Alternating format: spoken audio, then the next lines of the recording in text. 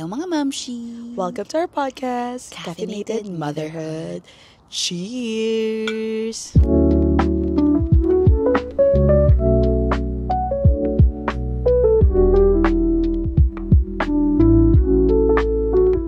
For today, kami ay nasa Japan. Nasa Japan. Then, nasa labas kami today kasi ang ganda ng weather. Besh, next time nandun na tayo sa gazebo. Oo, next time malilibot na naman yung buong bahay. Di nyo alam baka nasa grass na kami next week. Next time, Besh, sa garahe na tayo. Oo. Palabas na kasi kami sa loob, sa sunroom. Nandito na kami sa labas. Next time, papunta sa na kami gazebo. doon. Mamaya magpipiknik na kami. Besh, mamaya sa bubong. Tapos hot coffee kami today kasi yun yung vibes today. Hindi naman inakalang ito ng vibes. But, Yeah, but what here are we you having are. today, AJ? We are having just a Chemex drip coffee and bumili ako ng coffee sa Colosimo Roaster. Ang sarap, Besh. I love this. I appreciate Sarap, this. no? Yeah, it's Nako, so you're good, gonna- guys. Oh my God. Parang black. Black na parang hindi masyadong strong. Matapang. Kasi na nafi-filter, yeah. But alam mo, Chemex ang favorite kong way. Kung magba-black coffee ako, Chemex is the way. Meron ba yun sa mga coffee shop?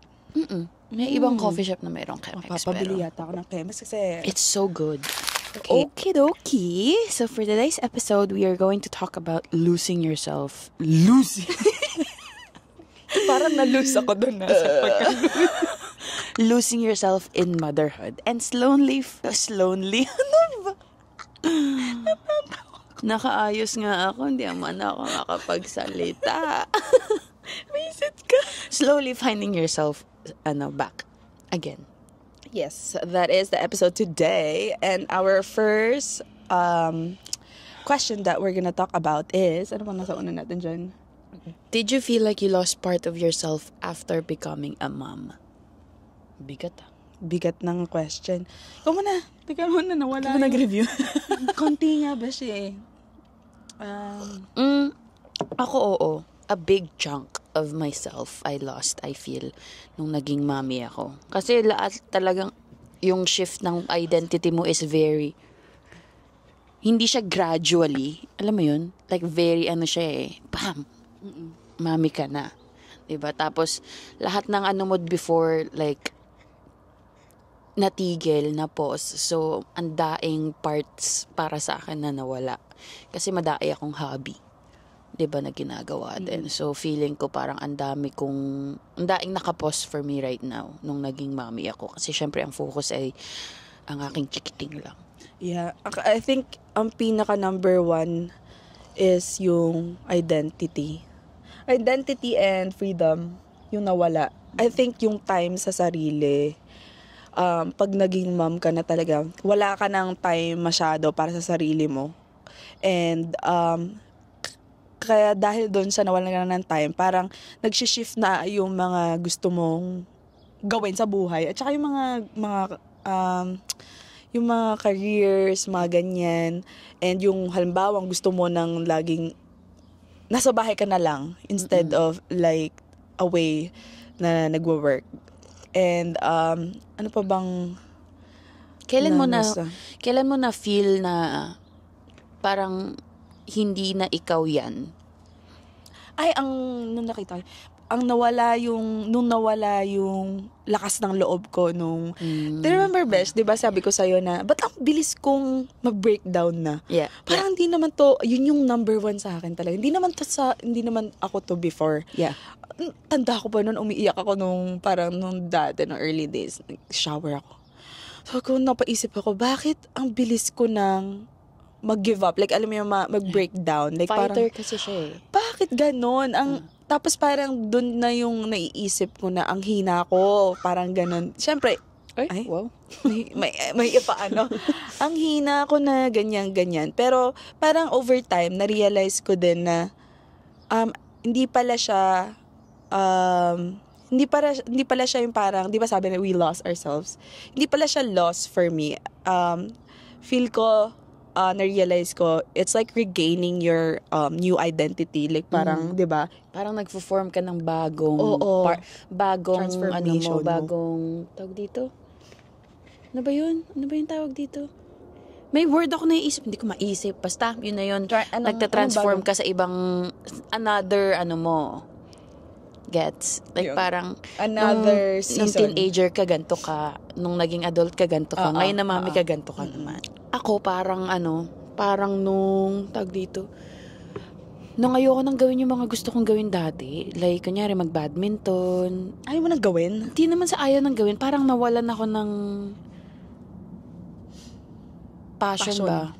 Like parang badminton, pagbabasa, yung mga na-enjoy ko dati talaga. Na parang unti-unti akong nagwalaglalaho dahil consume ako ng pagiging mami. Parang Kasi ganun. focus tayo, ka no? kasi sa simula sobra kasi syempre kailangan mo buhayin yung sanggol mo eh, 'di ba? Kaya tinitake over na siguro. Nata-take over talaga ng Kaya nga sabi nga nila, nata-transform ka talaga pag nagiging mami ka kasi that's all you are. Ay, may isa pa akong besh, naalala. Yung second one for me is, nung nalaman kong parang hindi na ako to before, I felt weird. I think after kong mag-deliver kay Xavier, I think 2 weeks or something, umalis kami ng bahay. I felt weird taking pictures of myself. Parang nawala yung self-esteem ko na always akong parang sarili ko Ganito yung pa take naman picture, mag-picture yan. yung ganyan. O kaya Bali parang ang neck. yung sa mirror, yung ganyan. Parang nung time na yon parang sabi ko, parang mali. Ganon, I don't know, that was the weirdest thing for me. Kasi parang bakit ganon? Nag-deliver lang ako ng bata. Hindi, parang mali sa akin na mag-post ako ng ako lang. Feel ko parang sasabihin nila, nasan yung anak nito? Ay, ganon yung una kong thinking ha. Pero, over time, nawala naman yun.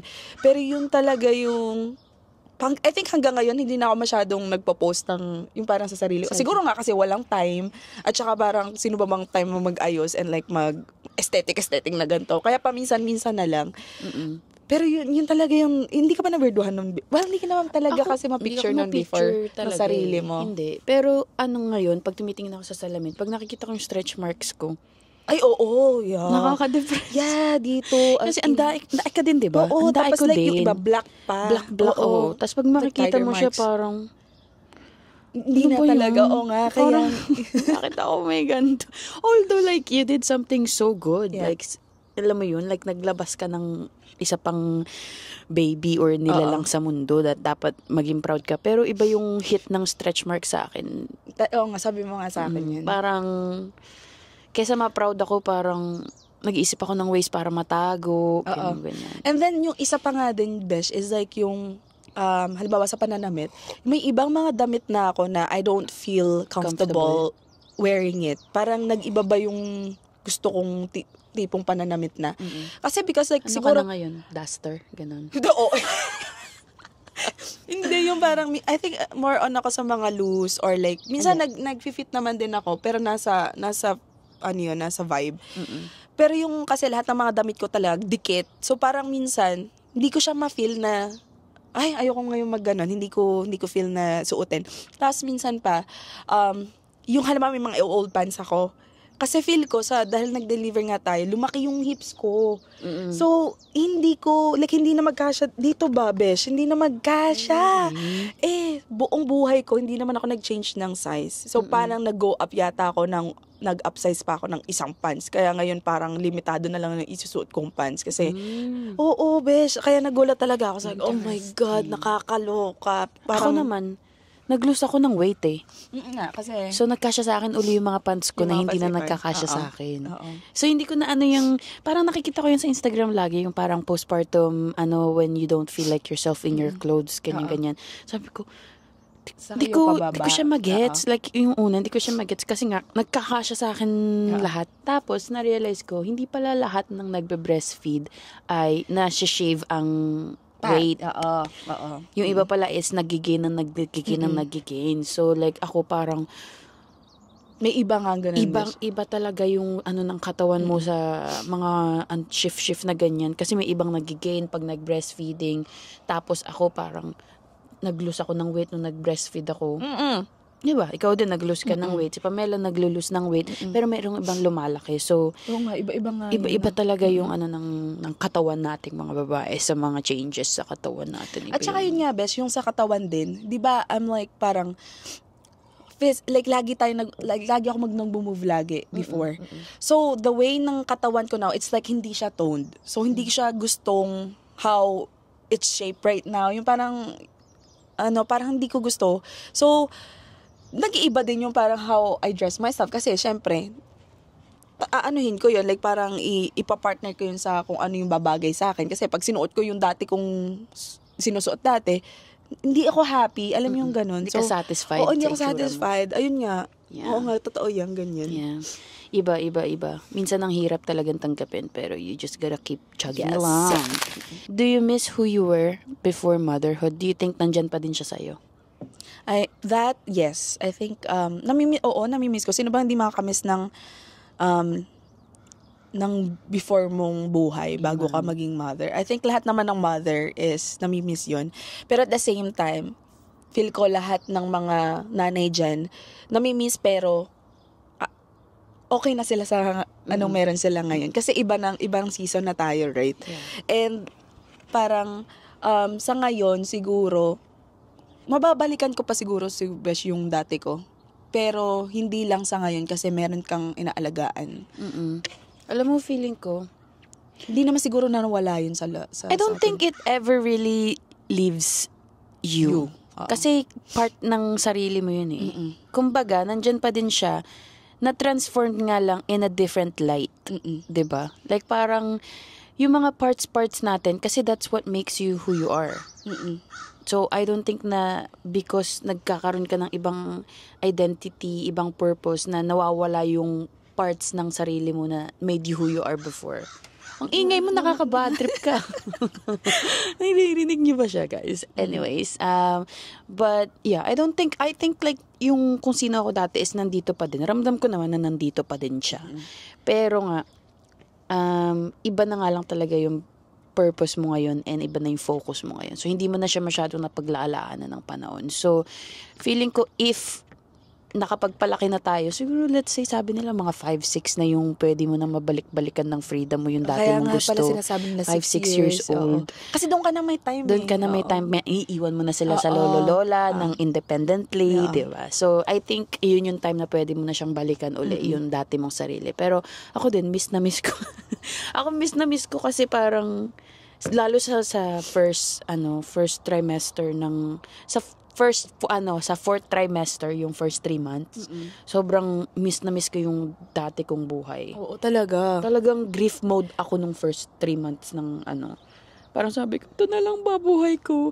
Which sounds ungrateful kasi parang, ano ka ba? Like, klaseng parang, nanay to? Klaseng ka? Ba't kanya ka mag-isip? Parang, biniyayaan ka ng napakagandang blessing, tas ang isip, ito na lang ba ako? Ito na lang ba yung buhay ko? Pero I think that's just part of the process para ma-make mo yung full transformation mo. Yeah. Kailangan mong mag-go through sa grief na wala na yung old life mo at ito na yung buhay mo para ma-embrace mo talaga yung pagiging mommy, I think. Ano yung pinaka-hardest part mong i-let go? From your old self, Yung mga ambition mo. Yung ambition ko na, kunyari, gusto ko maging good badminton player. Kasi pagsapol talaga. Pagsapol talaga kasi binalikan ko na to. Oo, kasi nag-badminton ako ng high school, nag-stop ako kasi nga nag-dance ako. And then nagbabalik loob ako nun sa badminton. Sabi ko, gusto ko maging magaling na badminton player. Baka hindi pa too late for me. Gusto ko ng tournaments, ganyan. Bumili na ako ng mga rackets, ganyan. Yun. Yung ambition kong yun, super hard. Tapos, yung career, which is sa work. Like parang strive more. Like parang syempre na-promote ka, tapos ngayon parang na-figure out mo na yung iba't ibang ways to make more money. Tapos lahat yon put on pause right now. So yun yung pinakamahirap I think for me to let go is yung dalawang yun na parang yung isa you work so hard to get there. Yung tapos yung isa naman pure passion. Yun yung gusto kong gawin. It makes me happy. And then, kailangan kong i-pause yun for now. Yun yung sa akin parang ang bigat na hindi ko matanggap na parang bumili ako ng badminton shoes, bumili ako ng badminton Oo racket, nga, oo. kaka-promote ko lang sa work, tapos nagpop-up-an yung mga opportunities na pwede kong pero hindi ko ma-applyan kasi magma-mat leave na ako. Yun. Parang sa akin parang ano ba yung timing? Bakit ganun lahat ng timing? Parang ayun. Nabuntis. Ay, nabuntis. Ayan, tangina. Poof. Ako, parang sa akin naman, slight lang sa travel, pero more on, so super different sa'yo, sa time.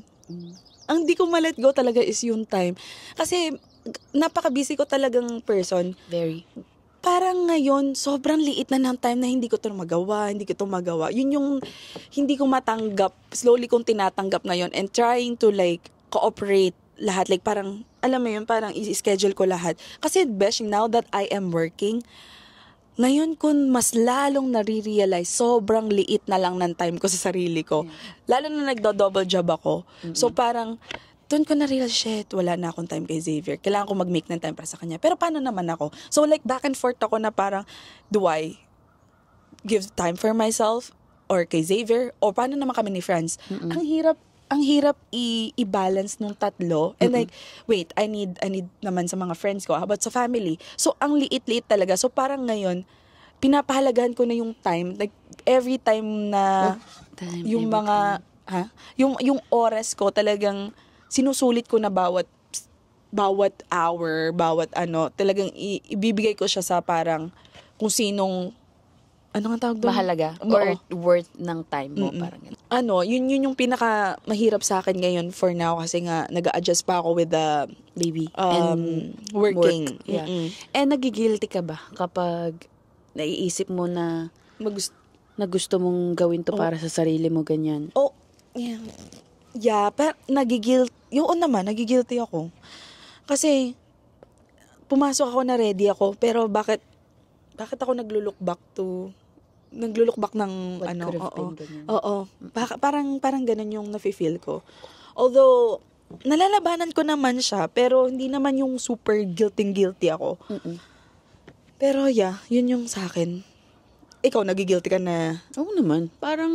Kasi parang pag nagkaanak ka na, parang it's not about you anymore. Diba? Parang, it's hard. It's super hard. It's not about you. It's all about your little one. Kasi parang, di ba sinasabi nga ng mga parents natin dati, nung naging, nung nandyan na kayo, lahat ng pangarap, lahat ng kayo na ang di ba? Parang, bilhin mo na yung mga kamerang gusto mo.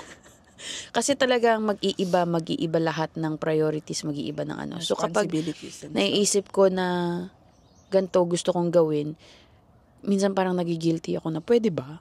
Pwede ko pa bang gawin to? Parang would that make me less of a mom? Kung gusto kong gawin yung mga ginagawa ko before ako maging mom. Yun lang laging naglilinger sa isip ko. Kunyari gusto kong magsumali sa tournament. Kunyari may mga tournaments kasi. Pero yung tournament is like a full day of matches, diba? So parang pag naisip ko na full day ako mawawala, lalo breastfed pa si Avery, diba? So parang paano anak ko? Diba? So pero like, did you question yourself kung sino na ba talaga ako ngayon? Yung parang ganun. As in like, talagang like, is it an everyday, once in a while thing? I think, and paano mo siya nilabanan? Once in a while, siya I think pag nagbe-breakdown ako. Pag yung hard... Yung talagang inaas mo talaga ba siya? Sino ba ako talaga? Hindi naman siya like parang titingnan ko sa salamin tapos parang, sino ka? Parang gano'n. Parang unconsciously lang, parang maiisip mo yung mga bagay na, ano ba tong ginagawa ko? Parang, tama ba tong ginagawa ko? Parang, kanino ba? Ano mo yun? Parang, kanino ba ako bumubuhay? Oo, parang bakit ako buhay? Alam, minsan kasi pag talagang meron ako mga hard days, parang naiisip ko minsan parang, siguro mas madali na lang pag hindi na lang ako buhay. nagkakaganon ako na thoughts. Kaya nagsisik ako ngayon ng postpartum therapist. Talaga yung specialized siya ng postpartum. Kasi, I think yung ibang nakita ko dati, parang hindi naman siya. Hindi ko sila masyadong bet. Pero yung mga pag nakakakuha ko ng mga ganong thoughts, siguro, doon ako parang na bumabalik yung, kasi minsan mawawala yung grief mo, magiging satisfied ka, and then Tas biglang babalik. mahirap, babalik na naman yung grief mo. Kasi parang mas madaling malumbay sa grief kesa maghanap ng Panghawakan. lakas ba? Parang ganun, for me ha. Parang mas madaling maging sad kesa maging happy. Kakaiba ka talaga, bish. Oo. Doon ako, ayun ang coping mechanism ko is like, sad thoughts. Pag mahirap, sad thoughts. Kasi parang, ang bilis kasi, ang sarap kasing maging victim eh. Gets? Kesa lumabas ka as like, a different light na, hindi ka victim, like fighter ka, parang ganun. Para sa akin, parang old habit ko, mas madali akong bumalik sa, kawawa naman ako, kesa kaya ko to. Parang ganun ako. Kakaiba yan, besh. Hindi ko maintindihan. Kasi we're all, like, different world kasi kami. Iba siyang mag-isip, sa iba ako mag-isip. So, yung sagot ko doon, no, hindi ko siya naiisip. Na, sino ba talaga ako? Ako naman, baliktad. Parang, magbe-breakdown ako kasi pagod ako, ganyan-ganyan. Pero, at the same time, pagod ako kasi may anak ako. Grateful ako na may anak ako. Na parang, like, bumabangon ako, ay, yung iba nga, hindi ganun kasi lagi yung naiisip ko eh. Hindi ko parang, papaba, yung ganun. Yeah. So, parang, tapos, automatic na pumunta sa isip ko, wow, pag nakikita kong nagtatrive yung anak ko, ako may gawa niyan. So, parang yung power na ginawa mo is like, umaangat kasi parang, ang galing kong mommy. Parang ganon, yung nangyayari sa akin pag ganon. So, parang nung mga times na yung mga hard days ko, nagbe-breakdown ako, pero at the same time, after that episode, nakaka-comeback. Oo, nakakatayo naman ako ng ayos. Yung parang ganon. Guys, nakakatayo din naman ako pero hindi siya right away. Oo nga. Hindi siya, like slowly ka. gradual lang pagtayo ko, maglulugmok muna ako sa aking, ganyan. Kawawa naman ako, ganto, ganyan. And then, pag nakita ko na si Avery na nakangiti, dun ka masasnap sa, holy shit. Although, mas ano nga na, ngayon meron na akong Avery kasi mas madaling mag-snap out of it. Yeah. Kesa dati. Kasi pag nakikita mo yung anak Pag nakikita mo yung anak mo, parang, shit. Pinalaki ko yan na, diba? Ang laki niyan kasi sa akin, like sa katawan ko, alam mo yun, yung mga ganong proud moments mo. Pero, yeah. Pero yeah, yung parang you're questioning yourself kung sino ka, I don't think is a sign of weakness din. I think it's part of the process talaga. Na it's a mo. beginning. Yeah. Beginning of like, your new identity, pero sa ibang context. Siguro, ganun, di ba? Yeah. I don't think merong nag-go through motherhood without grief of old self. Siguro, iba't iba yung way ng grief mo. Pero like, I think it's always gonna be the first thing that pops up pagka-deliver mo. Is like, holy fuck. How has your identity evolved after becoming a mom? Yun nga, yung napapag-usapan namin, I feel like yung from loss to rediscovering your new self. Yung yun nga, yung pag-accept sa kung ano ka na ngayon being a mother, na parang may lakas ka palang gawin to, kaya mo palang mag-sacrifice ng ganito. Yun, I think that, and I think from doing to being. So like parang Taray, iba nag-review. Doing ng daily task ng mga organizing stuff and soothing, tapos mag-feed, tapos biglang nafa-find mo na yung meaning ng being, na being present, no? From loss to self-discovering your new self, tapos yung mga self-doubts mo to inner strength. So parang ngayon, na dati, kini-question ko, tama ba itong ginagawa ko? Ganyan-ganyan. I think after a while, parang ngayon nagkakaroon na ako ng parang inner strength na yung pinaniniwalaan ko na yung mga instinct ko. Mm. Mga ganon. Ako din. Yun, di ba? Yeah, same.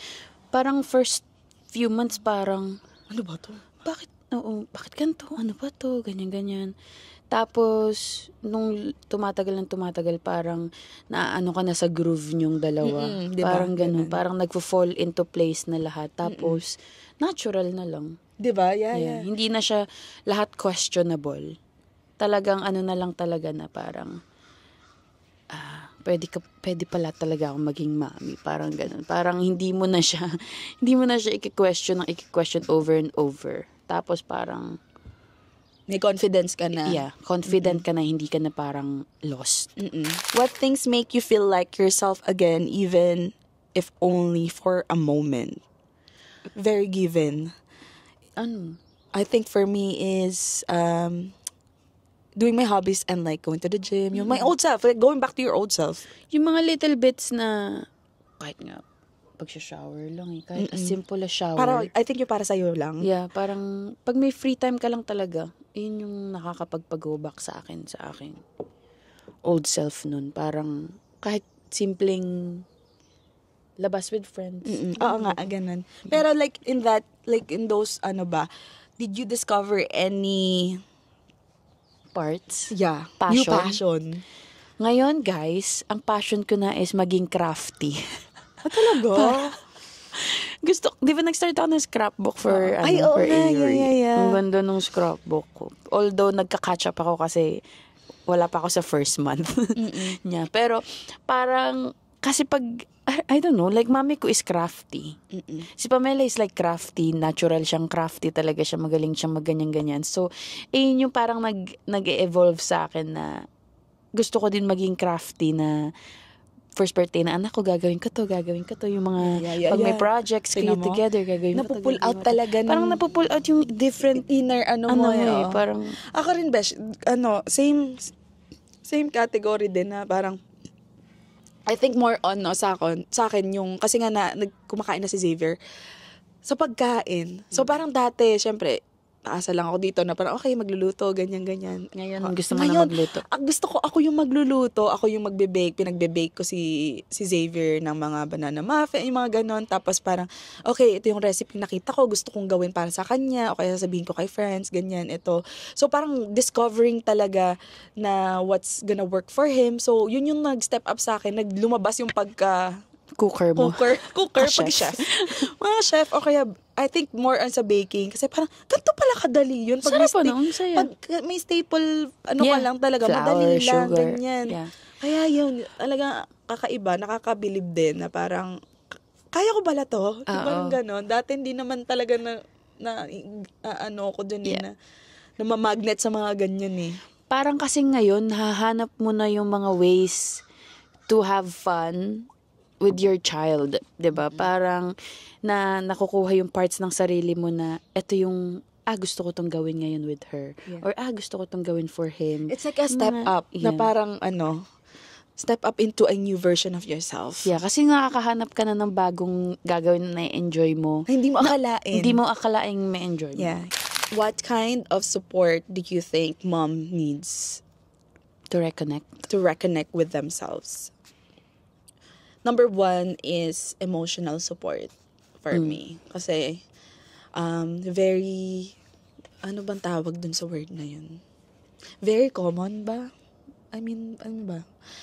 Yung sa emotion natin, yun yung number 1 talagang umaatake sa motherhood eh. Kasi, doon nakabase lahat ng mood natin. Mood, yung ano mo sa buhay, kung paano mo palalakihin. Kaya siguro pag hindi mo nasuportahan na isang nanay sa emosyon niya,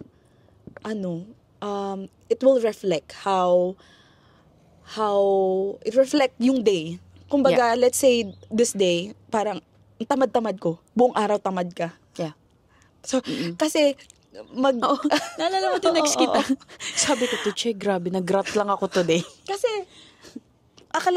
imagine niyo guys, pag gising sa umaga, ang iniisip ng mom, pag tamad ako, anong mangyayari sa anak ko? Yeah. Wala. Nga, kami ni Avery sa kama. Diba? Sa'yo nakasalalay kung anong mangyayari dun sa day ng anak mo. So, parang ganon. Kaya, kung isipin mo na lang na parang depressed yung nanay, do you think na lalaki yung anak na Masaya. masaya? Or parang, naiisip ko yun parang, I can't be like nung araw na text kita na, I can't be like nag-rap this all lang day. ako sa bahay. Yeah. Sabi ko, nag-journal ako nung gabi bago ako matulog. Sabi ko, Ang hirap. hindi pwedeng ganito lang ako kasi hindi na lang ako. Like, And pwedeng, ano yung ano ginawa yung mo? mangyayari? Ang ginawa ko nun, kinabukasan, Diba? nag-walk kami ni Avery. Nag-isip ka ng Yeah. ways to like Move. parang, Sabi ko, kailangan makamove ako right in the morning. yeah. Kailangan umalis ako ng kama right in the morning. oo. Para- Ganun kabilis mag-think talaga yung tayo. Kasi parang, iniisip mo na kagad yung sa anak mo, hindi pwedeng ganito. Kasi, hindi lang to about sa akin, about sa kanya. So, syempre, nagsa-step up tayo, 'di ba? So, parang, ang ginawa niya talaga, nag-move talaga siya in the morning and like, yun, nag-get back up talaga siya nung afternoon. So, yun, I think yung emotional support talaga is number one. Yeah. Ako, for me, holding the space for mommy. Yung parang as simple as, kunyari lalabas tayong dalawa. Papakinggan mo lang akong ratatat ng ratatat. Parang kahit ano lang, yung parang, I don't know, parang kasing, To be yourself again. Like, parang ikaw lang. parang ano kasi, parang, minsan, nakakatulalay, Time and mabuhay. space. Yeah, time and space, bitch. Parang nakakaganto na lang minsan. So like parang kung meron kang someone to hold the space for you kapag meron kang kailangan ilabas or kailangan mo lang ng quick walk. yung Basically, mga to hear ganun. your own thoughts again. Yeah. Para mailabas lang yung nasa isip namin. Parang ganon. And then, like, I think idadagdag ko din dun is like, yun yung encouragement from your partner. Encouragement for your partner. Or na, yung community, besh. Like, napakalaking part din yun.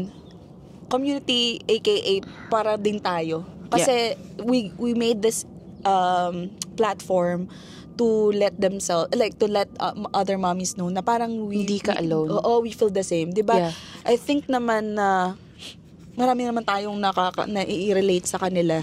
And yun yung parang grateful din ako na parang pag may nagsasabi sa atin na parang, nagpapasalamat na ganyan-ganyan. So parang nakakataba ng puso na yung effort namin na ganito is like, may nararating pala. Nagaano sa ibang mommies. Do you feel like you need permission to be just yourself and not like a mom? Oo naman. Ako kagabi lang to nangyari actually kasi may dance practice tonight. Kasi tao din tayo, besh eh. So parang sabi ko kay TJ, is it okay if mag-dance ako or may practice ako ng ganito, ganyan.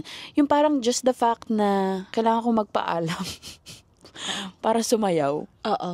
Kasi ganun din. Oo. Diba? Parang ngayon, ngayon kasi hindi na siya pwedeng may practice ako. Agad-agad. Kasi schedule eh. Yeah. Kailangan mo nang sabihin sa partner mo na mawawala ako ng ganito. Kasi kailangan niya ma-strategize. Lalo kasi si Avery mahirap siya sa gabi. Kasi nga, feed to sleep siya. Hindi naman siya yung bote tapos tutulog na siya. Or hindi niya pa kayang patulugin sarili niya. So, sobrang dependent pa siya sa akin ngayon. So, parang kailangan lahat ng moves ko, kailangan ko ng permission to do something for myself, ha? Ayun. Kasi parang hindi lang naman ikaw besh din eh, yung partner din natin. So parang to make the schedule work for that day, you have to tell and communicate to your partner kung ano yung gagawin mo. Para naman, syempre may sarili din naman sila.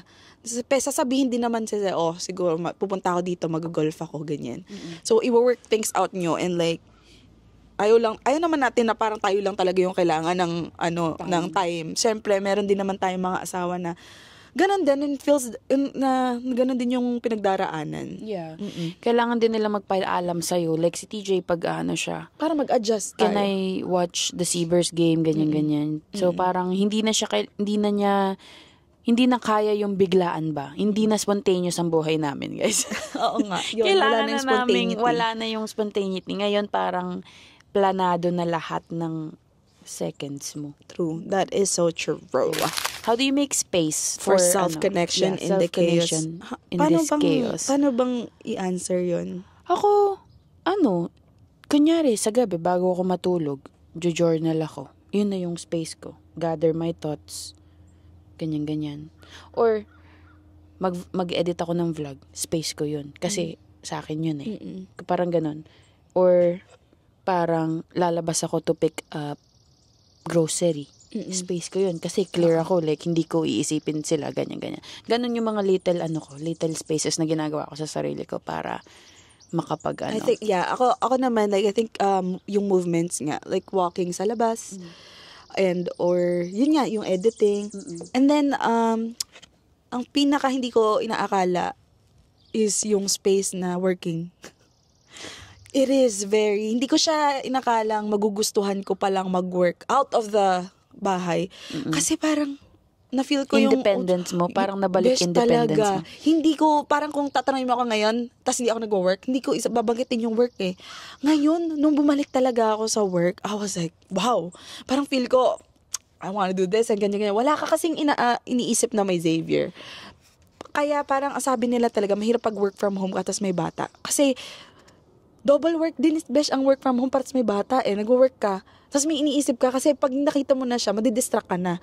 Although ako naman napunta sa office, ang iniisip ko lang, sarili ko, may time ako na parang, like parang gawin to sa, yung para sa vlog, sa ating podcast, or like, ito besh, ganyan. May time akong mag-scroll pag downtime sa work. And like, nagustuhan ko ang work. For me, yun yung ngayon. And then ngayon, working on adjusting na isingit ko si pag-edit na sa work naman. Pero I mean like yung parang moving myself ngayon sa gym, yun lang na yung inaano ko ngayon. Yeah. Pero surprisingly work yung nakita ko. Kasi napaka-light din naman ang work ko. So, ayun. Parang naisip ko ngayon nung sabi mong ano mo na yung mo, sabi mo, she's getting her little parts of yourself back. Naging happy actually ako nung first day. Saglit lang yun kasi bubuntis na uli siya. Grabe. Teka muna. Let's go to the last part. Yeah, last bits of today's episode. If you're still in the lost phase, what's one thing you'd say to yourself? What's one thing? Gentle thing you'd say to yourself? I think one word or like phrase na nakita ko is like, you are not failing, you're becoming. Yun ang pinaka gusto kong nakita. Yun yung nagtumatak sa akin talaga, besh. You're not failing, you're becoming. Every time I see that, and like parang pag nagfe-fail ako, yun lang talaga yung nilook forward ko na parang pinangahawakan ko na nag-iiba ka. Like parang ina-accept ko na lang kung what come and go na lang. Like parang go with the flow. More on yung phrase na yun eh. Ikaw?